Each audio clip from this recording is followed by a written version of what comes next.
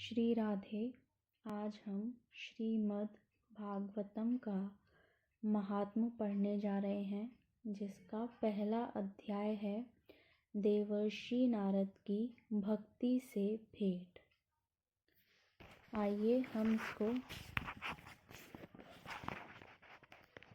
Gita press Gorakhpur की book से पढ़ते हैं।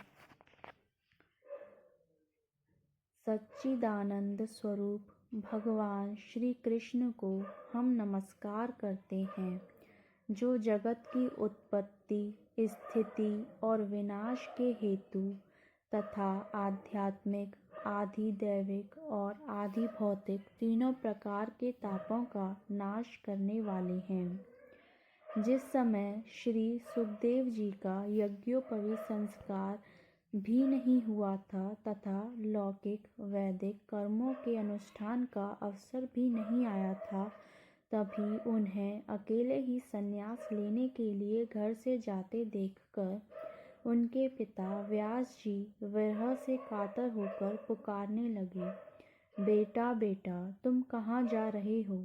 उस समय वृक्षों ने तन्मय होने के कारण श्री सुखदेव जी की ओर से उत्तर दिया था, ऐसे सर्वभूत हृदय स्वरूप श्री सुखदेव मुनि को मैं नमस्कार करता हूँ।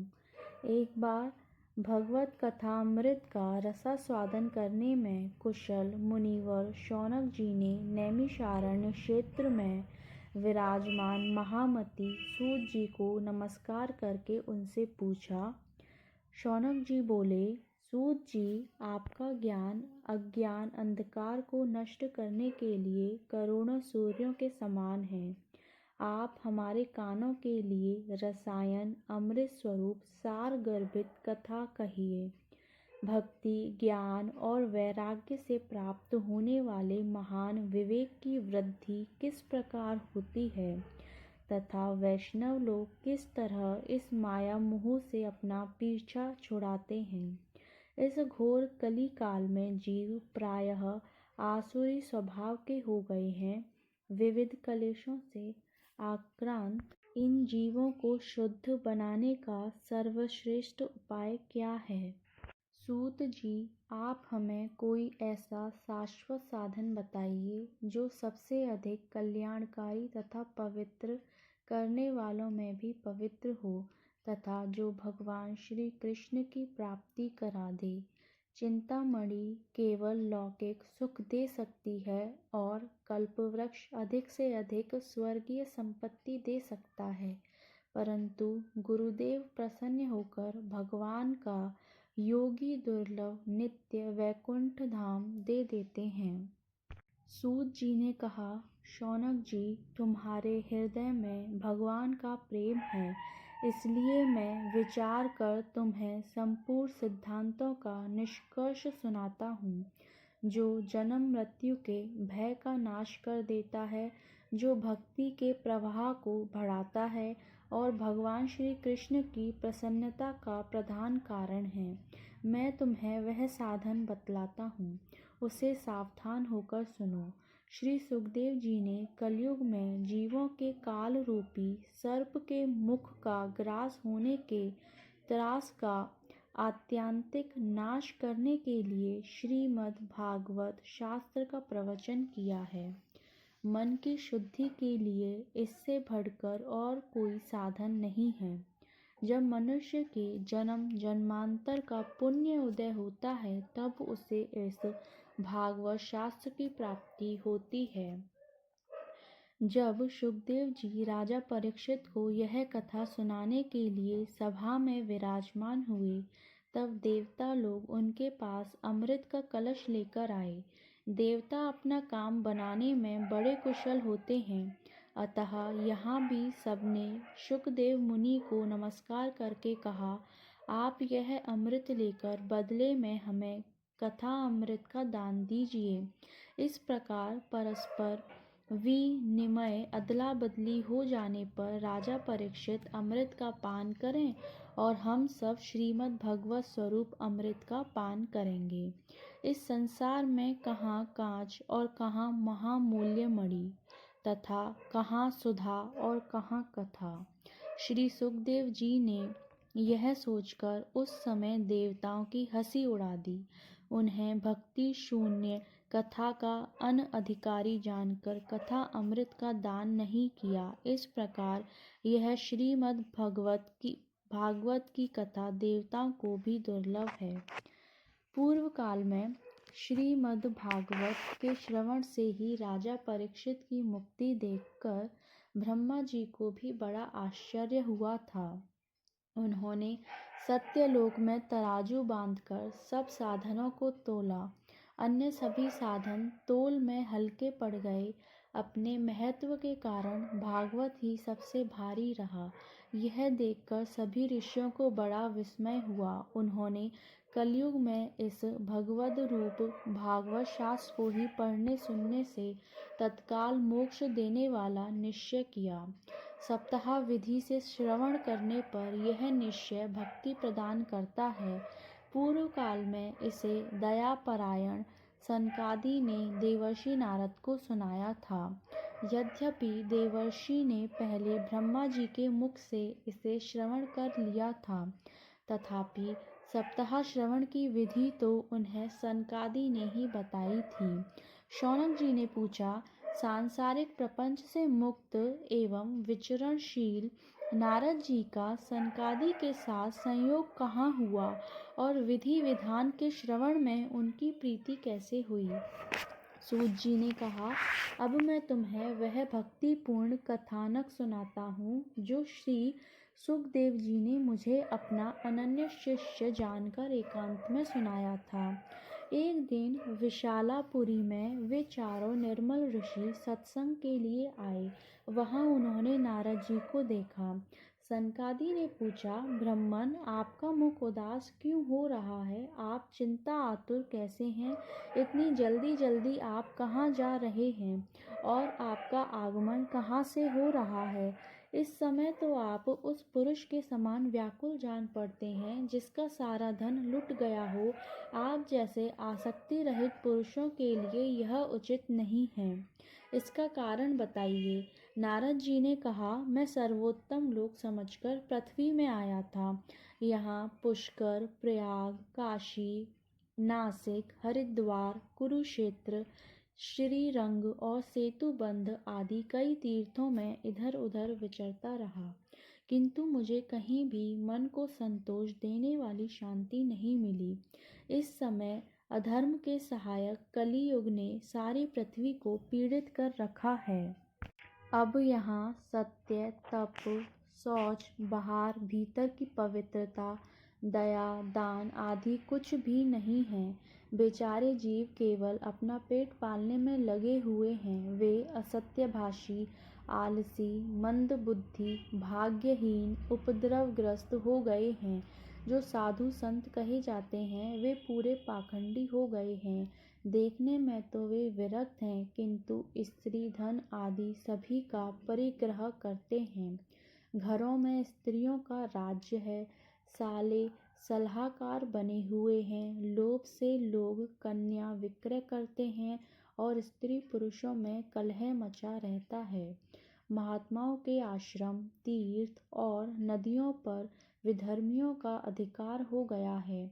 उन दुष्टों ने बहुत से देवालय भी नष्ट कर दिए हैं।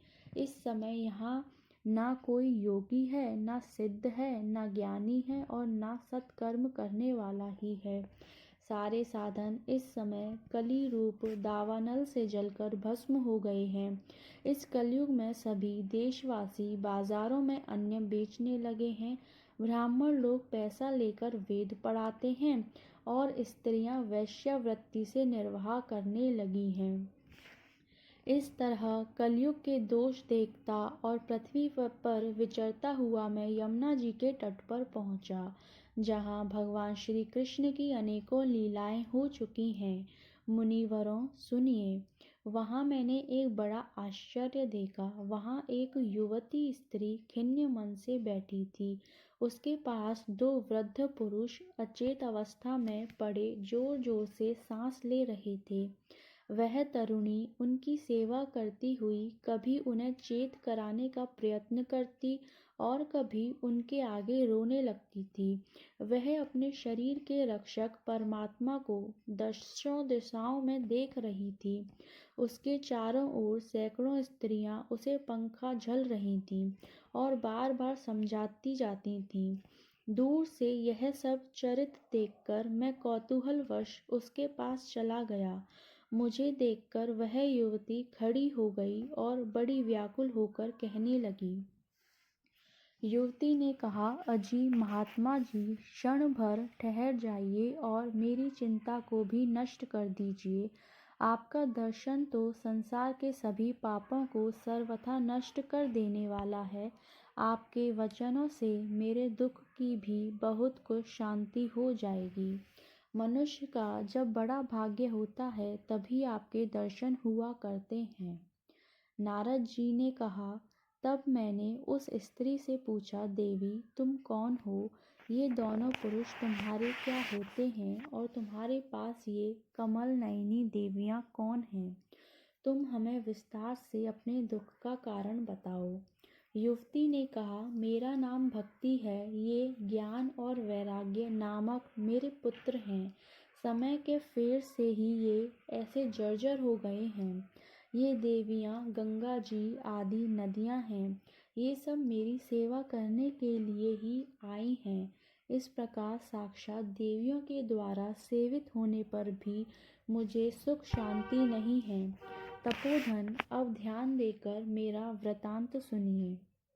मेरी कथा वैसे तो प्रसिद्ध है, फिर भी उसे सुनकर आप मुझे शांति प्रदान करें। मैं द्रविड़ देश में उत्पन्न हुई, कर्नाटक में बढ़ी और कहीं कहीं महाराष्ट्र में सम्मानित हुई, किंतु गुजरात में मुझको बुढ़ापे ने आ घेरा। वहाँ घोर कलयुग के प्रभाव से पाखंडियों ने मुझे अंग भंग कर दिया। चिरकाल तक यह अवस्था रहने के कारण मैं अपने पुत्रों के साथ दुर्बल और निस्तेज हो गई। अब जब से मैं वृंदावन आई तब से पुनः परम सुंदरी सुरूपवती नव युवती हो गई हूँ, किंतु सामने पड़े हुए ये दोनों मेरे पुत्र थके मांदे दुखी हो रहे हैं। अब मैं यह स्थान छोड़कर अन्यत्र जाना चाहती हूँ। ये दोनों बूढ़े हो गए हैं, इसी दुख से मैं दुखी हूँ। मैं तरुणी क्यों और ये दोनों मेरे पुत्र बूढ़े क्यों? हम तीनों साथ साथ रहने वाले हैं, फिर यह विपरीतता क्यों? होना तो यह चाहिए कि माता बूढ़ी हो और पुत्र तरुण। इसी से मैं आश्चर्यचकित चित्त से अपनी इस अवस्था पर शोक करती रहती हूँ। आप परम बुद्धिमान एवं योग निधि हैं, इसका क्या कारण हो सकता है, बताइए। नारद जी ने कहा, साध्वी, मैं अपने हृदय में ज्ञान दृष्टि से तुम्हारे संपूर्ण दुख का कारण देखता हूँ। तुम्हें विषाद नहीं करना चाहिए। श्री हरि तुम्हारा कल्याण करेंगे। सूत जी कहते हैं, मुनिवर नारद जी ने एक क्षण में ही उसका कारण जानकर कहा। नारद जी ने कहा, देवी सावधान होकर सुनो, यह दारुण कलयुग है। इसी से इस समय सदाचार, योग मार्ग और तप आदि सभी लुप्त हो गए हैं। लोग शठता और दुष्कर्म में लगकर अघासुर बन रहे हैं। संसार में जहाँ देखो वहीं सत्पुरुष दुख से मलान हैं और दुष्ट सुखी हो रहे हैं। इस समय जिस बुद्धिमान पुरुष का धैर्य बना रहे वही बड़ा ज्ञानी या पंडित है। पृथ्वी क्रमशः प्रतिवर्ष शेष जी के लिए भार रूप होती जा रही है। अब यह छूने योग्य तो क्या, देखने योग्य भी नहीं रह गई है और ना इसमें कहीं मंगल ही दिखाई देता है। अब किसी को पुत्रों के साथ तुम्हारा दर्शन भी नहीं होता। विषय अनुराग के कारण अंधे बने हुए जीवों से उपेक्षित होकर तुम जर्जर हो रही थी। वृंदावन के संयोग से तुम फिर नवीन तरुणी हो गई हो। अतः यह वृंदावन धाम धन्य है, जहाँ भक्ति सर्वत्र नृत्य कर रही है। परंतु तुम्हारे इन दोनों पुत्रों का यहाँ कोई ग्राहक नहीं है, इसलिए इनका बुढ़ापा नहीं छूट रहा है। यहाँ इनको कुछ आत्म सुख की प्राप्ति होने के कारण ये सोते से जान पड़ते हैं। भक्ति ने कहा, राजा परीक्षित ने इस पापी कलयुग को क्यों रहने दिया? इसके आते ही सब वस्तुओं का सार ना जाने कहाँ चला गया। करुणामय श्री हरि से भी यह अधर्म कैसे देखा जाता है? मुने, मेरा यह संदेह दूर कीजिए। आपके वचनों से मुझे बड़ी शांति मिली है। नारद जी ने कहा, बाले, यदि तुमने पूछा है तो प्रेम से सुनो। कल्याणी, मैं तुम्हें सब बताऊंगा और तुम्हारा दुख दूर हो जाएगा। जिस दिन भगवान श्री कृष्ण इस भूलोक को छोड़कर अपने परम धाम को पधारे, उसी दिन से यहाँ संपूर्ण साधनों में बाधा डालने वाला कलयुग आ गया। दिग्विजय के समय राजा परीक्षित की दृष्टि पड़ने पर कलयुग दीन के समान उनकी शरण में आया। भ्रमर के समान सारग्राही राजा ने यह निश्चय किया कि इसका वध मुझे नहीं करना चाहिए, क्योंकि जो फल तपस्या, योग एवं समाधि से भी नहीं मिलता, कलयुग में वही फल श्री हरि कीर्तन से ही भली भांति मिल जाता है। इस प्रकार सारहीन होने पर भी उसे इस एक ही दृष्टि से सार युक्त देखकर उन्होंने कलयुग में उत्पन्न होने वाले जीवों के सुख के लिए ही इसे रहने दिया था। इस समय लोगों के कुकर्म में प्रवृत्त होने के कारण सभी वस्तुओं का सार निकल गया है और पृथ्वी के सारे पदार्थ बीजहीन भूसी के समान हो गए हैं। ब्राह्मण केवल अन्य धन आदि के लोभवश घर घर एवं जन जन को भागवत की कथा सुनाने लगे हैं। इसीलिए कथा का सार चला गया है। तीर्थों में नाना प्रकार के अत्यंत घोर कर्म करने वाले नास्तिक और नारकी पुरुष भी रहने लगे हैं। इसीलिए तीर्थों का भी प्रभाव जाता रहा। जिनका चित्त निरंतर काम, क्रोध, महान लोभ और तृष्णा से तपता रहता है, वे भी तपस्या का ढोंग करने लगे हैं। इसलिए तप का भी सार निकल गया। मन पर काबू न होने के कारण तथा लोभ, दंभ और पाखंड का आश्रय लेने के कारण एवं शास्त्र का अभ्यास न करने से ध्यान योग का फल मिट गया। पंडितों की यह दशा है कि वे अपनी स्त्रियों के साथ पशु की तरह रमण करते हैं। उनमें संतान पैदा करने की ही कुशलता पाई जाती है। मुक्ति साधन में वे सर्वथा अकुशल हैं। संप्रदाय अनुसार प्राप्त हुई वैष्णवता भी कहीं देखने में नहीं आती। इस प्रकार जगह जगह सभी वस्तुओं का सार लुप्त हो गया है। यह तो इस युग का स्वभाव ही है, इसमें किसी का दोष नहीं है। इसी से पुंडरीकाक्ष भगवान बहुत समीप रहते हुए भी यह सब सह रहे हैं। सूत जी कहते हैं, शौनक जी, इस प्रकार देवर्षि नारद के वचन सुनकर भक्ति को बड़ा आश्चर्य हुआ। फिर उसने जो कुछ कहा उसे सुनिए। भक्ति ने कहा, देवर्षि, आप धन्य हैं। मेरा बड़ा सौभाग्य था जो आपका समागम हुआ। संसार में साधुओं का दर्शन ही समस्त सिद्धियों का परम कारण है। आपका केवल एक बार का उपदेश धारण करके कयाधु कुमार प्रहलाद ने माया पर विजय प्राप्त कर ली थी। ध्रुव ने भी आपकी कृपा से ही ध्रुव पद प्राप्त किया था। आप सर्व मंगलमय और साक्षात श्री ब्रह्मा जी के पुत्र हैं। मैं आपको नमस्कार करती हूँ।